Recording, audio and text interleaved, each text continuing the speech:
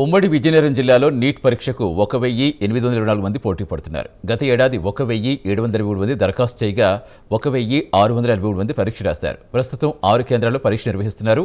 JNTU, Gurajada విద్యాలయం, కేంద్రీయ విద్యాలయం, దాసన్నపేట బాలికోన్నత పాఠశాల, అయ్యప్పనగర్ ఆదర్శ పాఠశాల, మహారాజా ఆనంద గజపతిలో నీట్ పరీక్షలు రాస్తున్నారు. ఇదే అంశంపై పూర్తి వివరాలు విజయనగరం నుంచి మా కరెస్పాండెంట్ నాగేంద్ర ప్రసాద్ అందిస్తారు.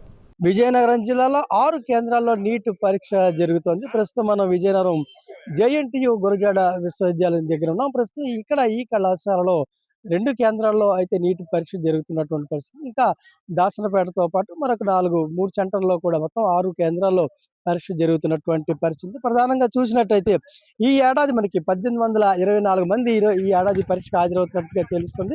వీరందరూ కూడా ఈ 6 కేంద్రాల్లో కూడా పరీక్ష రాయడానికి సిద్ధమవుతున్నారు. మనం చూస్తాం ప్రస్తుతం మనకు కనిపిస్తారు. వీరందరూ కూడా వేచి ఉన్నటువంటి పరిస్థితిని మనం చూస్తాం. 1:45 వరకు కూడా వాళ్ళని లోపలికి అనుమతించేటువంటి పరిస్థితి. మధ్యాహ్నం మనకి 2 గంటల నుంచి సాయంత్రం 5 వరకు కూడా ఈ పరీక్ష జరిగేటువంటి అవకాశం.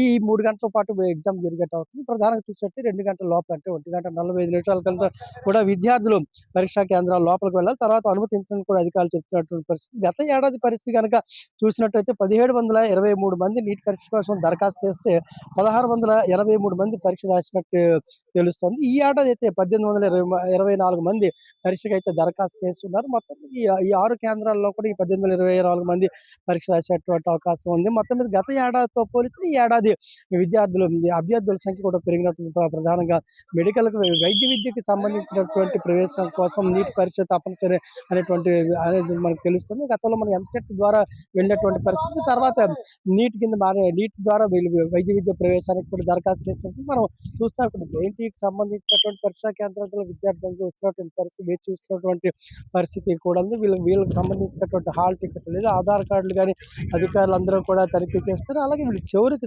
సంబంధించినటువంటి ఏమైనా ఆభరణాలు లాంటివి పెట్టుకున్నారా అలాంటి అందరూ కూడా తనిఖీ చేస్తున్నటువంటి పరిస్థితి. అంటే ప్రధానంగా వీటి ద్వారా ఎలక్ట్రానిక్ పరికరాలు కూడా అనుమతించేటువంటి అవకాశం లేదని ఇప్పటికీ కూడా చెప్తున్నటువంటి పరిస్థితి నేపథ్యంలో విస్తృతమైనటువంటి తనిఖీలు కూడా చేస్తారు. ఇటువంటి మాల్ ప్రాక్టీస్ అవకాశాలు లేకుండా కూడా ముందస్తుగా కూడా అధికారులు చర్య తీసుకుంటున్నటువంటి పరిస్థితులు కూడా మనం చూస్తాం. మొత్తం మీద విస్తృతమైన తనిఖీలు తీసి పరీక్షలు పకడ్బందీగా నిర్వహించేందుకు అయితే యంత్రాంగం అంతా కూడా ఏర్పాటు చేసినటువంటి పరిస్థితి. అలాగే మరోవైపు వేసవి తీవ్రత ఎక్కడుందో ఈ తీవ్రతకు సంబంధించి కూడా చలివేంద్రాలు కూడా ఏర్పాటు చేశారు. ఎందుకంటే ఇది ఊరికి దూరంగా ఉన్నటువంటి కళాశాల కావడంతో ఇక్కడికి వచ్చిన తర్వాత కూడా ఇంకేవి వీళ్ళకి ఆహార పదార్థాలు దొరికే అవకాశాలు చలివేంద్రం ఏర్పాటు చేసినటువంటి అలాగే ఎంత సమయం ఉంది పరీక్షా కేంద్రానికి వెళ్ళడానికి లోపలికి ప్రవేశానికి ఎంత సమయం కూడా అనౌన్స్ చేస్తారు.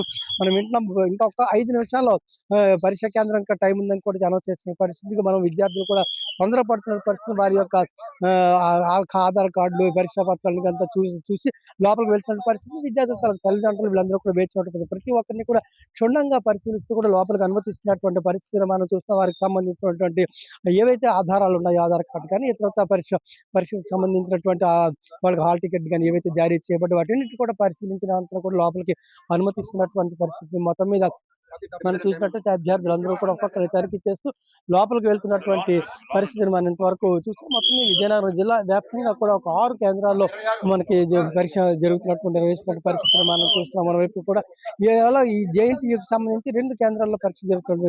25-26 కేంద్రాల్లో కూడా జరుగుతున్నటువంటి పరిస్థితులు ఎక్కడికి వెళ్ళాలి ఎటుపక్క నుంచి వెళ్ళాలి కూడా వాళ్ళకి సూచించి త్వరితగతిన వెళ్లాల్సిన సూచించినటువంటి పరిస్థితి. ఎందుకంటే ఆఖరి క్షణంలో వచ్చినటువంటి అనుమతించేటువంటి అవకాశం లేని నేపథ్యంలో వీళ్ళందరినీ కూడా తనిఖీ చేసి చిన్నగా లోపలికి ప్రవేశించి ఎటువైపు వెళ్ళాలంటే దిశానిర్దేశం కూడా చేస్తున్నటువంటి పరిస్థితిని కూడా మనం ఎంతవరకు చూసాం. మొత్తం మీద 1:45 వరకు మాత్రమే అనుమతిస్తారని ఉన్న నేపథ్యంలో విద్యార్థులకు క్షుణ్ణంగా పరిశీలించి అవసరమైన చర్యలు తీసుకుంటూ వారికి ఇటుపక్క నుంచి వెళ్ళాలని మార్గనిర్దేశం చేసి వాళ్ళందరూ కూడా పరీక్షలు సజావుగా రాసే దిశగా కూడా అధికారికంగా చర్యలు చేపడుతున్నామని చూస్తాం. అలా ప్రత్యేకంగా పోలీసు యంత్రాంగం కూడా దీనికి సంబంధించి కృషి చేస్తున్న పరిస్థితి మనం ఇంతవరకు మనం చూసినటువంటి పరిస్థితి. ఇది తాజా పరిస్థితి. మరి మనకి నాగేంద్ర ప్రసాద్, విజయనగరం.